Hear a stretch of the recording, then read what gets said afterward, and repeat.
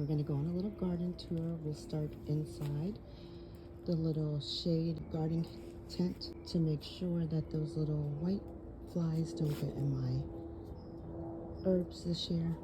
So I'm doing a little bit of everything. I'm experimenting with different spots and seeing what grows where. So in this little space, I created a sitting space there, but also, and of course, a dog Uber space. And then here I just have parsley and cilantro, some lemon balm, and some sweet basil growing in there. And then the biggest experiment I'm doing is I'm actually growing my cherry tomatoes in here to see how they do. It's going to be a concern once we start to grow up, because last year I think they got this tall, so I'm trying to be having some creative thoughts right now. But right next to them I'm also have some shishito peppers growing here, so we'll see how that does. And in each one of these I have basil of various types growing. This is more cilantro and parsley, and this is my wellness medicine, and here is some flowers that I just planted. So let's go. So I'm growing some pole peas, beans, that's what you call it. Yeah, so I'm excited. I did this makeshift trellis that I was thinking about putting cucumbers back here, but I don't want to deal with that mildew problem I had last year. So I'm gonna forego on the cucumbers this year. But I did want to show you guys the little peat moss that I planted indoors. They didn't do well indoors, and one day I just said, let me bring them outside and just water them. And look, not bad. Celery, 2-3 different types of tomatoes, lemon balm, eggplant came up, not that one, there's another eggplant right here that came up, celery came up, basil. I think this is going to be my year of success with basil. I've never had success, but all my basil seems to be coming up. I just want to show you guys under the lemon tree here, that's some garlic that I have.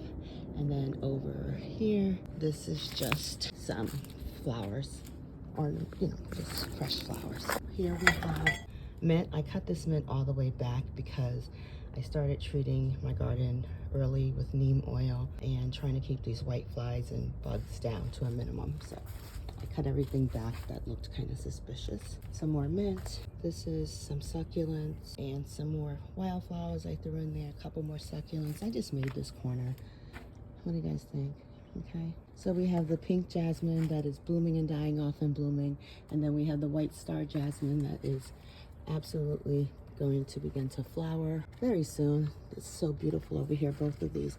And this mint has taken off since I relocated over here, so I'm trying a lot of different things here, just experimenting. I had some fresh flowers down there, and I put some more seeds in the back there. And look at my citronella. Look at these flowers, these blossoms. These are 2 citronella trees. This one, you guys, I've had this one since, well, I want to say 22, and it just keeps coming on back each year. And this one, I've had this one for about 2 years. It's just beautiful. And since I've put them both in the ground, they are thriving even more. And here's my garden bed here. Tomatoes, both cherry. I really only plant cherry tomatoes. And there's some Greek oregano, lemon thyme, marigolds. There's some chamomile and rosemary. And here we have celery. Here we have my lavender here. Look how beautiful that lavender is. I just gave everything a water-soluble fertilization yesterday. Look at these coming up. And the lavender and this sage, they both responded immediately. Just how beautiful. And those are some onions.